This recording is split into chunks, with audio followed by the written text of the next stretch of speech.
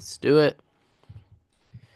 So I have our friend Eric with us today, and I reached out to Eric because he has taken a very different path than most to where he is today. So I was excited to chat with him about his story on how he went from, essentially you were an addict And an alcoholic. and an alcoholic. What's the Mhm. difference between like an addict and alcoholic? Because I have been to like an AA meeting to like support a friend, and like some people would say like, "Hi, my name is I'm a addict," or "Hi, my name is I'm an alcoholic." Or are they one and the I th- same, or just different vices? you're just addicted to something different. The truth is, alcohol is a drug. By the literal definition you find in the dictionary, a mind or mood altering substance. Alcohol is just as much of a drug. I suppose there's a bit of a different approach, maybe, but I mean, I don't know. It's basically the same thing. It's just if you're addicted to drugs as opposed to alcohol, you're just on a different avenue, but it's taking you the exact same place. Yeah, down the wrong path. Yeah, exactly. It's fun in the beginning, and then it just gets darker and darker and darker as you continue to go down the wrong path. What were you like doing at that time? Like professionally? Were you married at that time? Like, tell us a No, little bit about what your life looked like as you were going down the wrong path. yeah, no. So it started when I was 14. So it started really early, and it was just a really big problem right from the very, very start. So now I've been on this journey for almost 16 years, and for 10 years I've been working one on one with people. It's what I do on a day-to-day basis. So you see a lot. You start to understand it from a much bigger perspective. And there's a lot of people who, when they started, it didn't necessarily just take over their life right away. They might have, some rough, wild nights in high school and maybe drank a bit too much in college, but like it didn't take over their life. And then it doesn't happen until when they're maybe 30 or 40. And then it just like they're completely a slave to it. For me, I was just a slave right from the jump, just right from the start. It was blackout drinking and chaos. And it was just problematic, man. Before I even realized what was happening, the hooks were in. I was a very good athlete. It kind of didn't help me because they just would let me off the hook with so many things because they wanted me on the field. So it didn't Hmm. really help me, to be honest.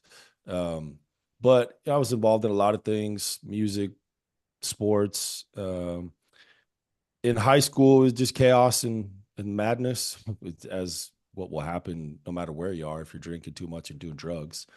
It was a root canal when I was, let's see, it would have been 15, Hmm. I believe. Then the root canal uh, opened the door to painkillers, and that opened up a whole new world. I was just smoking weed and drinking. And then the painkillers, that would have been the onset of the opioid epidemic. If you can even remember in America like that, it would have been like late 90s. And yeah, man, it was full speed chaos for all through high school. It picked up speed after high school, got even worse. It's probably by the time I got sober, which was 26, I had watched over 30 of my friends die.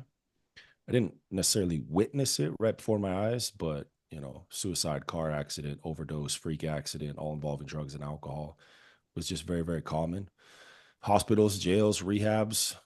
It was just madness, as it is with anybody who gets sucked into that whole world, man. Hmm. Were your parents doing anything during this time to Oh attempt to yeah, they help you? tried Were they everything. unaware? Like, were you just No, rebelling? there was no hiding it. there was they knew right away. There was no hiding it. Yeah, they tried everything. Gosh, they sent me to live with the aunt and uncle in Palm Springs when I was a freshman for like half the year, and I was just doing the same thing there. Um, Went to juvenile detention for a bit one time. No, they were trying everything, disciplining me and trying. But the other thing, when it helps understanding this is that at that time there was little understanding about addiction. There just wasn't. So yes, but no. Like when the Mm. doctor gave me the painkillers, it was basically like, here, take these if you're in pain, and like they may cause drowsiness.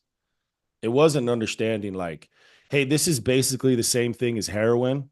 It's just coming from a doctor. You might want to be really careful with this. There was no talk, no understanding, uh, just not much at all. Basically, like, just don't do this. It's bad. And so they were trying to help, but I was in full blown rebellion. And so everything they were trying, I just rebelled against anyways, which didn't really help. Yeah, I mean, there was a show that came out that talked about the Oxycontin epidemic, and essentially they're just telling the doctors, well, when it stops working, just double the dose. Yeah, which one you talk? There's multiple good ones that have come out. It was about the family that basically invented Oxycontin, and then they essentially just like pushed it out. The one Um, that was like a reenactment, like Matthew, what is it, Broderick, or what is the guy that played Ferris Bueller? That guy was the one of the Purdue Pharma yeah, in the Purdue Sackler Pharma family. family. Yeah, Yeah. was it There's been the multiple ones and they've all kind of been good. But yeah, man, you want your head to explode with like just Sackler shoving. family? Yep, the Sackler family, Purdue Pharma. If you're unaware of all of that, I forget the names. I might have to look them up, but I think there's one on Hulu. I think there's one on Netflix as well. There's a very good documentary on Netflix called The Pharmacist. It's a four-part documentary about Hmm. about pharmacists in New Orleans.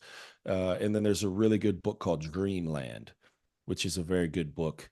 And yeah, what they did was just straight up criminal. I mean, they're basically a drug cartel by definition. That's what they are, is a drug cartel. And it is it'll it's unbelievable, the behind the scenes of realizing exactly how it happened, and they literally just unleashed hell on America through very very potent opioids. Yeah, and pretty much got away with it by just cutting a check. Pretty much I don't think any of them served any jail time. That basically was a slap on the wrist and pay some money, but they made so much money, it's like, what does it even matter? You took 10%, like everything they made Just the doesn't cost even of matter, doing business at that point. basically. Yeah. Mhm. Yeah, I mean, it's crazy. Uh, Obviously, now people are a lot more aware of that, but back then, the internet was still a new concept. So being able to share valuable information simultaneously wasn't as easy as it is today for someone to just send out a tweet and say, hey, like, I did this research, stop doing this. And it has the potential to actually touch people.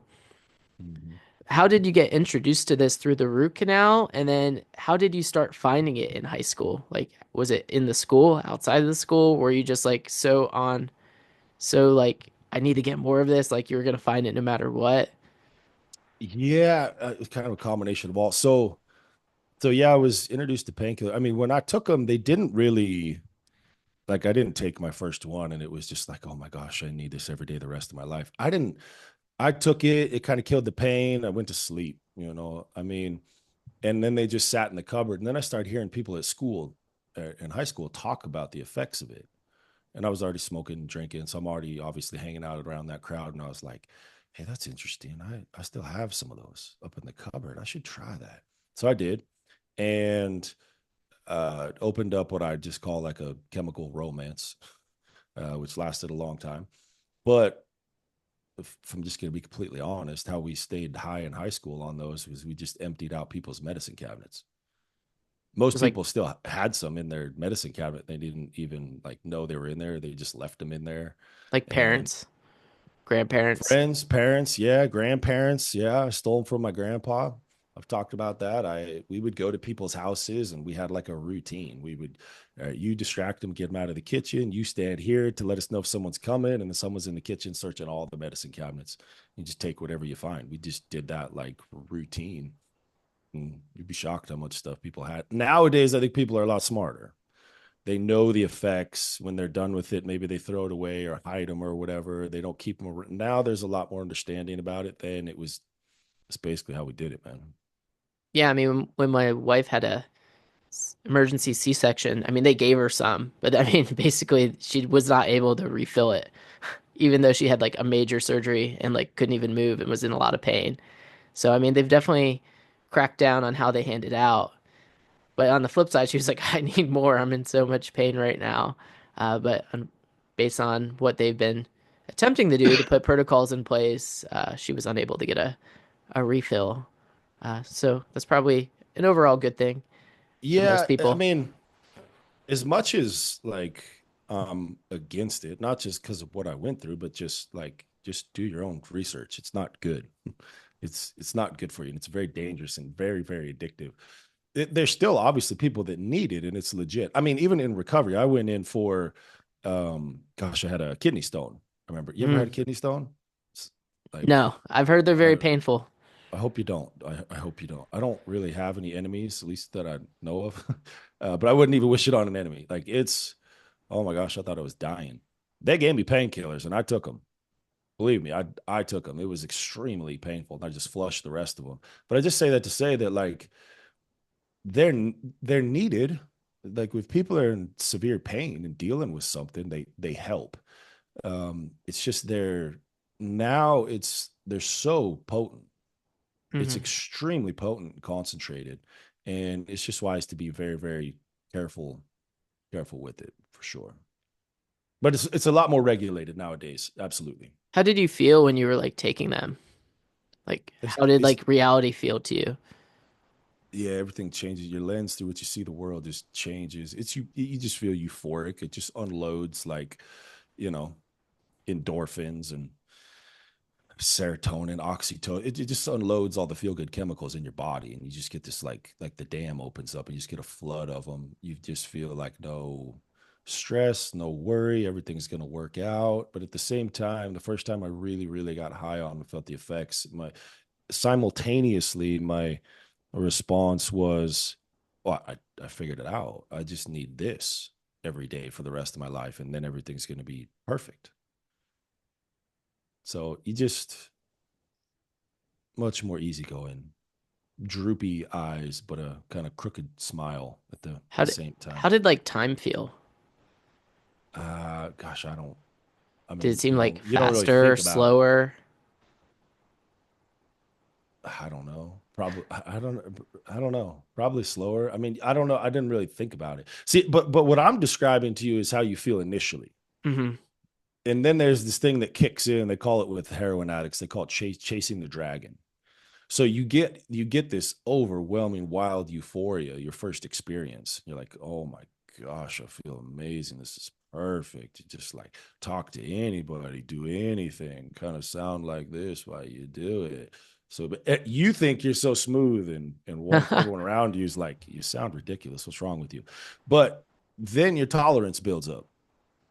And now all of a sudden, what takes place again with the heroin addicts, they call it chasing the dragon, is you're chasing, trying to feel that first high, which you're never going to feel again. Hmm. Not to the extent, not the intensity. And you just are constantly chasing that more and more and more. So what I'm describing to you is what it felt like the first, initially the first time, first few times, whatever. But then you still feel it later on. It just changes. It's more about maintenance at that point. I don't want to get sick. If you're really strung out and addicted, I don't want to get sick.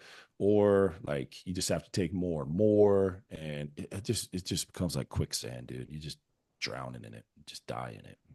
Yeah, it kind of reminds me of the scene from A Wolf of Wall Street when he's like, I got home perfectly safe in my car, and he like shows Oh, up and he was like running over everything, like hit, like the car was like destroyed, and he like rolled out of the car like on the I ground. remember I remember that scene you're talking. What was He had like the forget? white Lamborghini, Yeah, I forget the drug they were taking though. Quaaludes. Quaaludes. Yeah, yeah, yeah. And they had found. Correct me on this. They had found like some doctor that prescribed like some super good Quaaludes or something. They were like there was this time release on it, so Yeah, it took a while. And they sat there forever, and they're like, "I'm not feeling anything, man." And then they went somewhere, and all of a sudden it kicked in, and yeah, I think what did he get? Did he get arrested that night and his Ferrari or Lamborghini impounded or something? Or did he make it home and he just totaled his car? I think he like totaled it and just but like he was like driving down the streets. Like the first scene was like he got there, he's like, oh, and I got home safe, and then it like shows him he's like and just like running over everything and just like rolling on the ground. So I mean it's like it's not something that's funny. Obviously in the movie it's like entertainment, but like your mind when you're on drugs versus like what the reality is, it's like a completely different perception. Oh yeah, it's a whole different world you're abiding in for sure.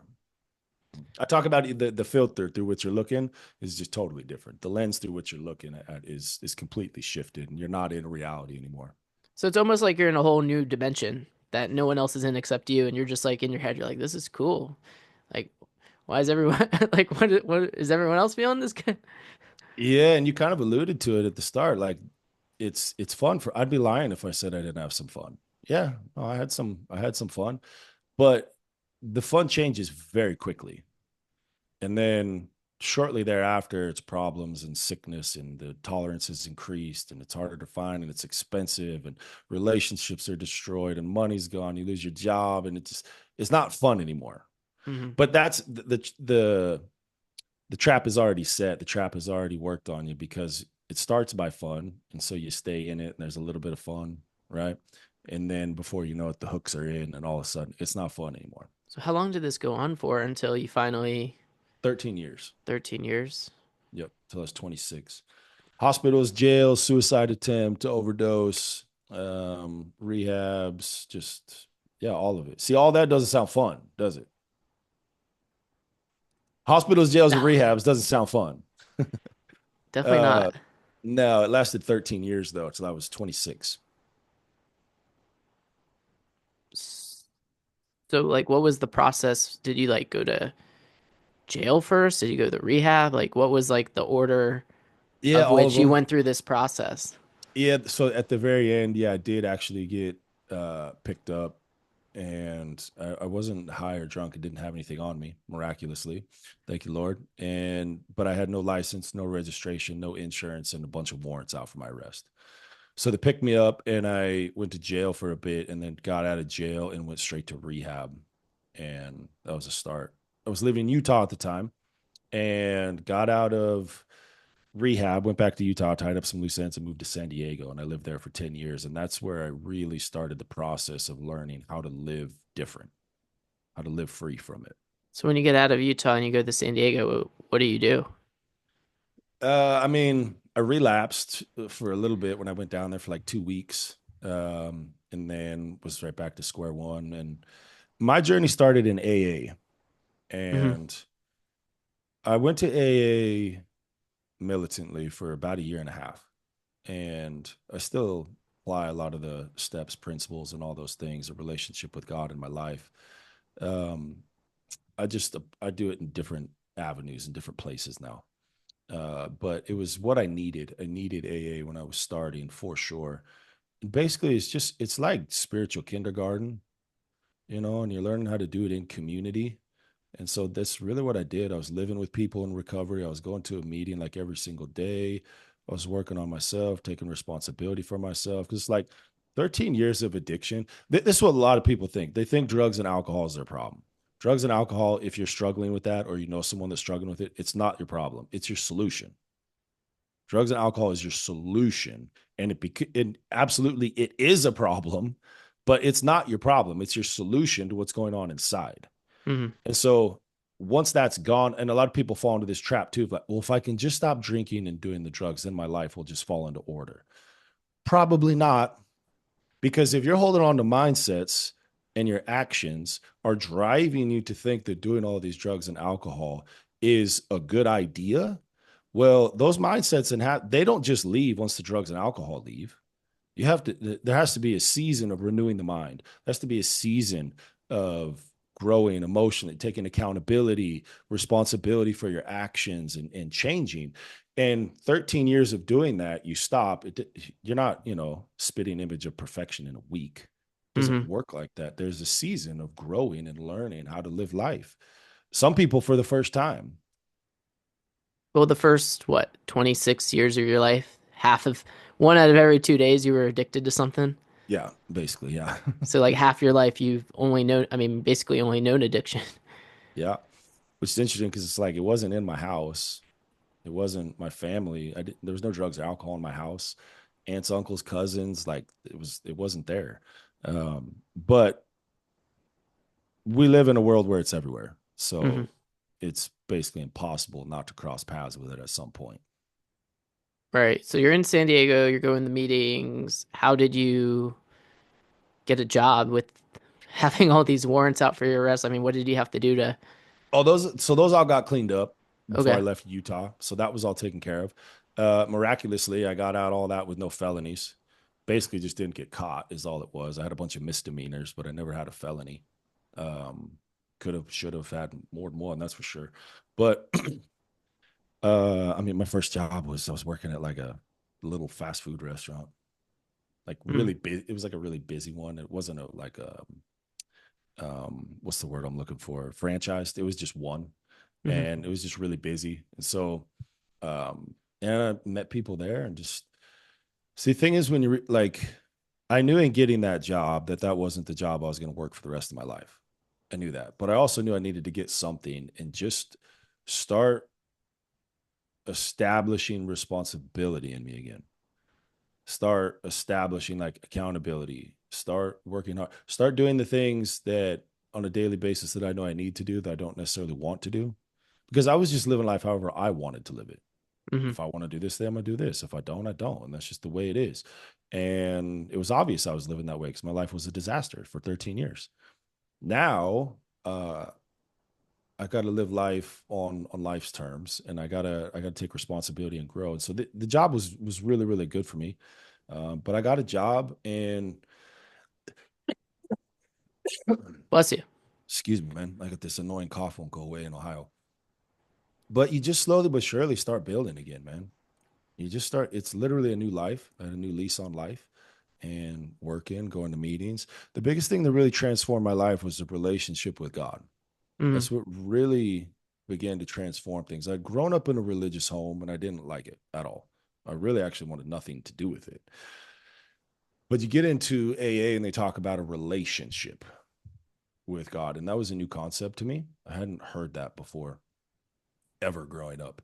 And so this was just a whole new concept in reality. And so by default, I was like, he sounds like a good, higher power, they call it. I was like, let me see what relationship with him. But I'm never going to church. I want nothing to do with religion. And I just began to, on a daily basis, do the work I needed to do and spend the time establishing a relationship. And things began to change pretty quickly, man. And it was mm. not a bad place to do it either in San Diego. It's a beautiful place, Yeah. but it's not far from Tijuana, and a lot of things come from Tijuana over to California. So obviously, I'm sure you were tested many a times, especially, California. I mean, everyone's seen like the camps with all the tents, and Mhm. if you're gonna have to live in a tent, California is a nice place to be in. I had one guest on here on the podcast who was he was homeless but in Baltimore, and I was like, that's That'd probably be a not rough place. Yeah. I was like, that doesn't sound like a good place you want to be. He's like, it wasn't ideal. No. No, if He you have actually to be runs a homeless. bunch of like rehab facilities in California now. Oh, it's awesome, man. That's powerful. I'm sure he's got a powerful story. Yeah, see the thing. So sure, living in Utah as opposed to living, but this is a perfect example. Like you're gonna find whatever you're looking for. If you're looking for that, it's very. It doesn't matter where you are. I speak now in churches, businesses, nonprofit events, politicians, law enforcement. Like I in many different schools, many different environments. Okay, and there's still people who think like, well, yeah, I know it's a problem, but it's not in my community. And I'm Hmm like, yeah, it's probably on your street. Yeah, I promise you it's in your community. It looks different in different communities for sure, but you're going to find whatever you're looking for. Maybe harder in some places, maybe easier in some places. But I was surrounding myself. I had reached enough of a rock bottom where I knew what I needed to do to stay on this path, and I knew what I needed to stay away from. hmm And so, yeah, in Southern California, you're gonna walk around, and weed wasn't legal then. It wasn't legal. I don't hmm even at the time when I first moved there, and so it wasn't like you just walk around smelling it all day long, which maybe you do now in California. I don't have, I Cal, haven't lived there in a what do little they bit. call it? California sober, Yeah, California sober. I just drink alcohol and smoke weed every day, but I'm sober. California um, sober. yeah, exactly. Um, but you put yourself around the right people, and you're not going to be around that stuff. And I was just surrounding myself with different people. Sure, I was exposed to it at different times, but um, in recovery too, there's this saying they call the gift of desperation. They call it a gift because you've really been through the hell of addiction and you really know what it's really like, and you're sick and tired of being sick and tired. And so there's this desperation motivating you to not go back to it and live a different life. And I certainly had that. I was desperate. And so I just was around. I wasn't around, as crazy as it is living in California, I wasn't around it that much because I wasn't going to those places. Yeah. I know some people may say like, "Hey, like, you were addicted to things," and then it's um, quote like cliche that you start getting into like religion and the Bible and things like that. Being on the other side of that, like, could you explain like how that has like positively like impacted you from like not from like a religious point of view, but just like helping you in regards to what you're currently doing now in your current business and life? Because I mean, you now are married, have a family, and things like that. So it's not just about like, you know, I believe in Jesus, you need to believe in Jesus, but like the things that you've learned through the process to essentially recreate your life and basically be reborn with a whole new perspective and a whole new outlook on things because you went from essentially one life to a whole different life.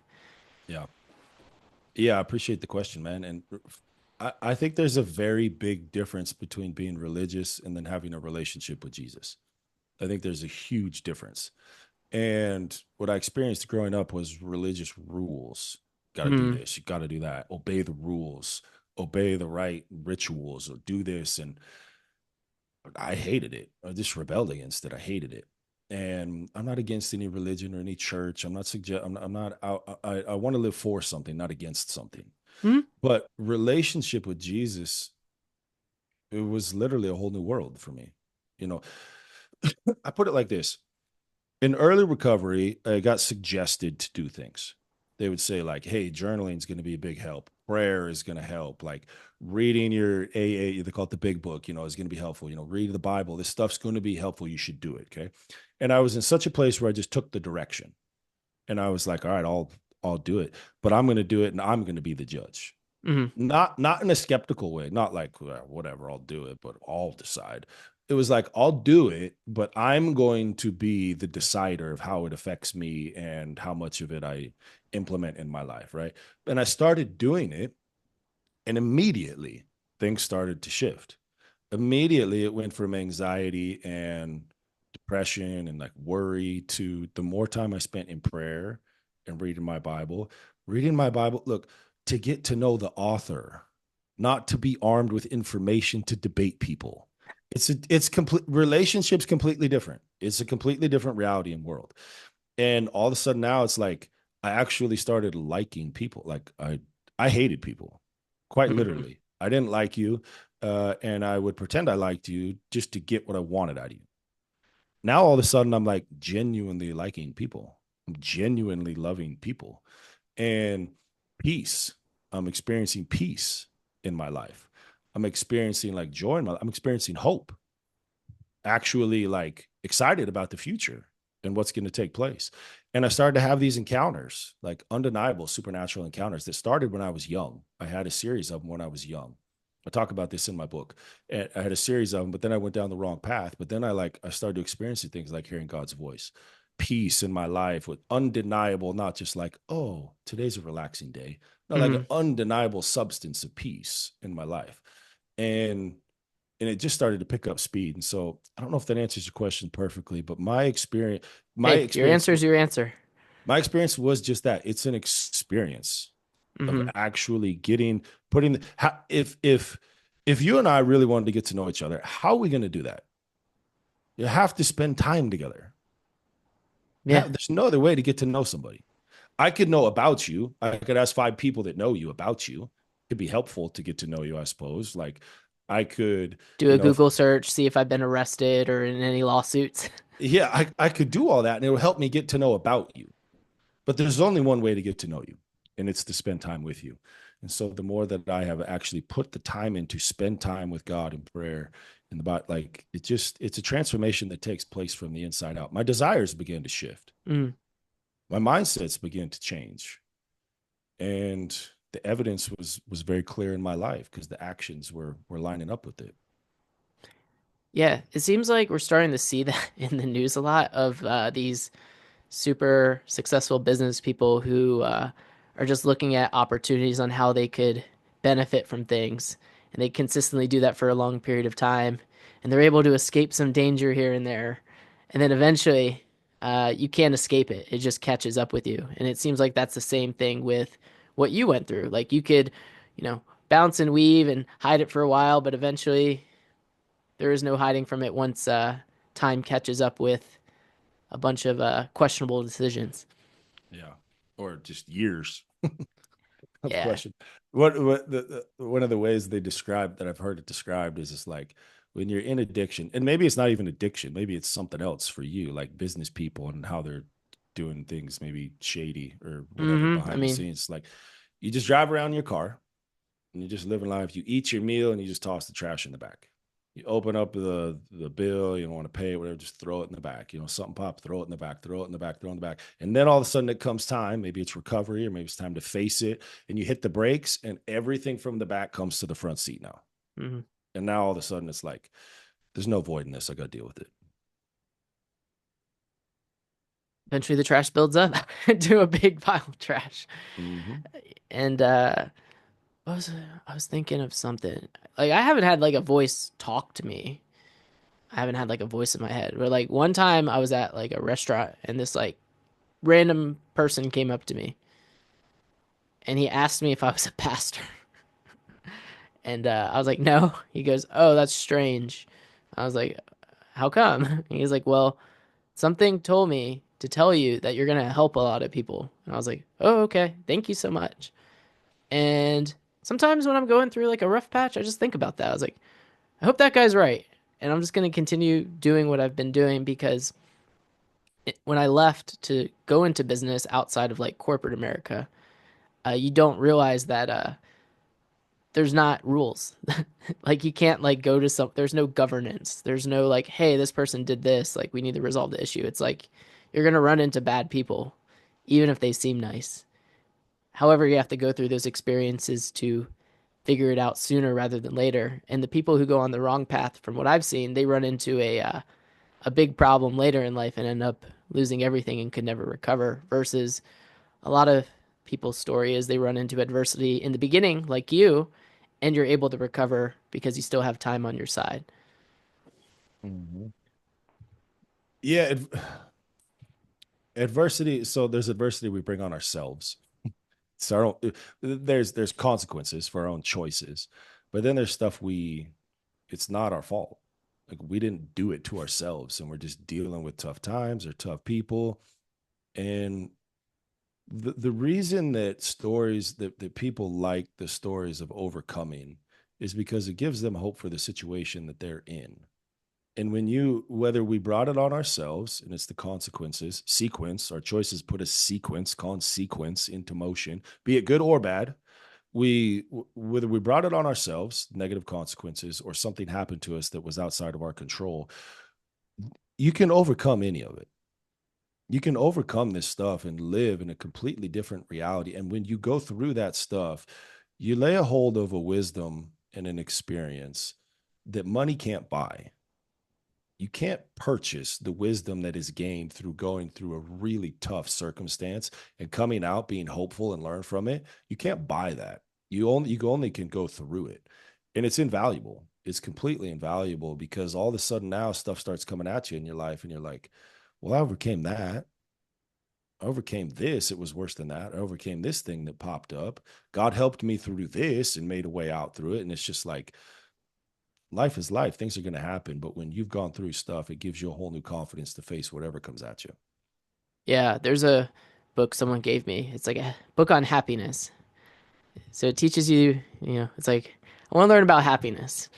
And essentially, it talks about no matter what happens, it's good, regardless of how bad it is. So it like flips your perspective. I mean, there's a lot of terrible things that happen, but you have to like look at the good in every single situation, regardless of how terrible it is. As well as I've been reading a lot about I only read like one or two books a year. I know like you go on social media, you're like, oh, you need to read 5,000 books a year to be successful. I'm just like I I could hope just read that's like not true. I don't yeah, read that many a year. yeah, me neither. I like to read the same book over and over. And Eckhart Tolle talks about like there's no problems, only situations. And if you are going through a problem and like times are dark, you just think about like, well, what problems do I have right now? I got no Mhm. problems. Like even if you're behind on your bills, people aren't. It's not like maybe in the medieval times where the tax collector would come with the the army and be like, "Hey, you need to pay, or we're bringing you to the stockades or anything like that in the middle of town, and everyone's gonna throw tomatoes at you." So it's like really figuring out like, hey, like what problems do I have now? None. They're only situations, and most of the problems that people get in a rut about are just made up problems because everything's Yeah. made up by people for the most part, all the rules and everything like that. So you have to like reverse engineer your thought process because I mean I've gone through that. I think everyone goes through that. It's like, oh no, how am I going to get out of this hole? How am I going to do this? How am I going to do that? Versus just like, here's the situation. This is what I got to do. Like you went to San Diego. You're like, I'm gonna get a job. I'm gonna start going to meetings. I'm gonna start reading positive lessons in the Bible, and I'm gonna start building one brick at a time. Yeah, it's catastrophizing, right? There's this quote from Mark Twain. I'll probably butcher it. I've heard it, but basically the effect of like, I'm an old man now, and I've known a great many struggles, most of which never happened. It's like I'm an old man now, and I've lived my life, and I'm to the point now where I'm like, yeah, most of the things we're afraid of, and all what we're projecting, the horrible thing that's going to happen, yet 90% of it never happened. Right? We make it up in our mind, most of it. That's not the case in every, there's very obvious stuff we face that's real and we're not making it up. But in the midst, like some of the struggles that I've faced, okay, so for instance, addiction, I literally have a profession now. I've made a career out of my problem. I'm free from that now. And now every day I work with people all over the world, professional athletes, doctors, CEOs, housewives, college students. It's just like now I actually, the problem that I was able to overcome with God, now I get to stand on, and it actually is the solution to my entire life. And So, that's yeah, what recovering reality, yep, recovering reality. That's the name of the the book and business, your the brand, website. the business. Mm-hmm. Look at it like this. Here's where I got the name. Jesus said, I'm the way, the truth, and the life. That word truth in Greek is actually the word reality. So what he was saying is I'm the reality. And so recovering truth doesn't really have a catchy, it's not real catchy for branding. Recovering reality, it's like we recovering actually being present in your life, being accountable, responsible.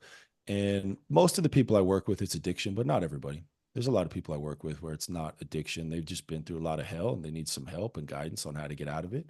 And so we just start breaking down mindsets and partnering it with practical action steps and go through the process of a transformation. What was your first? Who was your first client? Oh, this is a great story, dude. Haha! I love to talk about who was the first. This is great because this will be very, very encouraging for any entrepreneur out there. My very first client. So my buddy, um, Paul Dabdug, the CEO of the Life Coach Training Institute. He started it many years ago in his garage and built this thing now, and it's international. He's done amazing with it. But I went through his program like shortly after it came out, and he's just like, here, dude, I'll give it to you for free. You'd be really good at this. You should do it.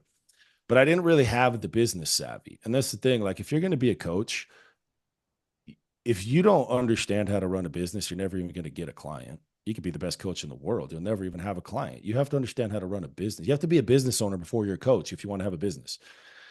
I didn't have that. I just had the certification and I loved people and had been helping people a long time for free. And so when I got my very first client, it was an old friend of mine, and I had to convince her to let me coach her for free. That was my very first. That would have been over 10 years ago now. And it was a little bit after that. It was probably some months after that before I got my first paying client. So I kept my day job, right, Mm. where I started building it. And it was a few years of just having a few clients, How maybe, much did you charge for the first client? oh, I don't even remember, to be honest. It was probably like, 100 ah, bucks, 200 no, bucks. No, no, not even that, dude. Coffee, buy Per me a session, coffee. per session, it was probably like, I don't know, 70, $80 a session, you know. I don't even remember, to be honest. Certainly wasn't what the price is now. But there's just again, it's the same thing. It's like you learn by doing. You could have all the information in the world. You could memorize everything, but that's head knowledge. When I call it the difference between head knowledge and heart knowledge. Head knowledge is when you know the information. It's the obvious starting place and it's good. That's where you got to start. You got to start getting some knowledge. But heart knowledge is when the evidence of what it is you say you know can be found in your life. And there's a big difference, right? And so when I went down the business path, most I just learned by doing. I don't have a degree. I started reading books. I started asking people on it. I started trying this, trying that. And it took a little while before it really started working. I guess it took about 3, 4 years ish before it became what I did full time. So it took a little while of learning and growth. I'm not saying it has to take that long for someone or doesn't. That was my journey though. I had clients all along, but it took me 3, 4 years before it became this is all I do. I mean, I speak and do other things too, but the bulk of what I'm doing is the coaching now. Certainly a learning process involved though. Yeah, I mean, step one is like, all right, you start seeing like a trend, like, all right, a couple people asked me for help, so I must be doing something right. Then you get to the point, it's like, what the heck do I charge people? Like, it's almost like you feel bad. At the same time, though, I met with someone this past week, and they're like, hey, like, we really like you, but we're gonna go with like free resources instead. Hey, that's cool. As we all know, nothing is free. Yeah. I mean, there are great resources like AA, but I mean those are funded, correct? Like those are funded Uh, kind of like through churches and whatnot, no, churches don't. They do donations every meeting. They donations. pass the basket around or whatever, But and someone that's it. took the time to like build it out. Yeah, exactly. Yeah, Like, nothing's free. Yeah, like to your point, you might be like you might be getting some free resources, but somebody went through a lot to be able to provide those. Like the nothing is just 100% free. And then even when you get those resources, you're going to have to go through the process on your own of learning how to apply them in a way that's actually beneficial and that works. yeah, I mean, I'm happy if I'm able to change a light bulb when it goes out in the refrigerator. I could watch as many free YouTube videos how to fix things, and I'm still not going to be able to fix it. Mhm. So it's all about investing in the right people because I mean, anyone can learn what you've learned. However, how long did it take you to get to this point? And how long would it take me to learn what you learned if I decided to go on the path alone versus just asking for a little bit of help? Yeah. Yeah, look at it. Everything's an investment. Well, put it like this. I was just doing life coaching for the first 3 years. And about 2.5, 3 years or whatever in, I felt strongly. I kept getting like I felt like God was speaking to me. Like, I want you to go specific. Most of what you do now work with people with addiction, which I'd kind of stepped away from because Mm-hmm. I got into ministry, speaking. Now I'm doing coaching, and I always told people my story, my testimony, so it was still part of who I was, obviously, but it wasn't my main focus, and I felt like now I was supposed to go back. And And so I went to go get a couple more certifications for it. Um, and at the time, it was a chunk of money. It was like $750, which I was a brand new husband, father, living in San Diego. And it's like $750, like, isn't an insane amount of money, but it's a chunk of money. And I was Mm-hmm. like, oh, should I do this? Should I not do it? Like, I'm just going to do it. And I did it. And I invested in myself to learn from somebody else and learn a little bit more. And that one seed there, 700 whatever dollar seed, now has multiplied by, I don't even know, man. I mean, A lot. yeah, this is what I do year round, every single year to provide for my family. And Seven so, hundred and fifty dollars to create a career. new life, Yeah. not just a career, like a whole new life. Yeah. I mean, did everything I learned in that certification teach me something brand new I didn't know? Not really. but I learned some new stuff in there that was good, and it just adds a whole new level of credibility that someone's serious and they're going to go seek out some more certifications for what they're doing. And but it was an investment in myself. Like it ever and here's another thing I talk about with people when it comes with investing. Everything you're doing is an investment. Whether you're doing nothing or something, it's still an investment. Sitting at home and watching Netflix, you're investing in your future. You're not going to get a very good return on that investment, but Well, it depends you're what you using. watch. Yeah. But Netflix doesn't have that many good shows. Like you couldn't watch Netflix every single night and get filled with like new knowledge. You can find stuff on YouTube, and there is good. I watch tons of documentaries on Netflix. My biggest point is saying like whether you're going to the gym or not going to the gym, it's an investment. Whether you're reading books or not, it's an investment. Like whatever you're doing with your time has a return on it, or your return is you don't get any return because you're not investing in anything productive. And so, stepping into a place of growth and success and like a next level, there has to be some level of sacrifice, something big or small. Like there has to be some level of sacrifice in investing in yourself to begin to learn and grow into what it is you want to do. Yeah, I mean, I remember I hired someone for $5,000 to be my coach. I got to the end of it, I was like, I don't think this was worth $5,000. These things will Looking happen. back, I mean, I learned a few things, and I believe those few things I have gotten a return on that investment. But then it like opened me up. I was like, well, if this person can do this, and I didn't really find it like super valuable, what if I could create something that is more valuable to help people to ensure that they don't feel that way? But regardless, I mean, you're going to meet people. I'm sure you've met people where they're, regardless of how much you help them or how many good tips and tricks and you do everything to get them on the right path, some people just don't want to be open to it. There's just like a Yeah. mind not in there, Yeah. which there's nothing we can do about. There's just it's just part of life and business, and you can't help everyone, which is sad sometimes. Yes, true. Your recovery might be one of, if not the best example of that. If you're wanting to break free from, say, addiction, I mean, fill in the blank with any challenge you're facing, but with addiction, like you could have a therapist, a coach, a team around. You could have all these people. Like, if there's not a desire from within to want to change, it has to start from within. The individual has to want. It could be just a little bit, and then you get the right people around you, and that desire grows. But if the desire isn't with the individual, the help might plant some seeds and they might learn some things, but they're not going to get everything out of it. But when the individual really wants to change and they find the right help, it becomes a pretty good situation for some explosive growth, man. Everyone wants that explosive growth. Well, Yeah. Eric, it was awesome. Appreciate you coming on. We'll see everyone next time. Bye, everyone.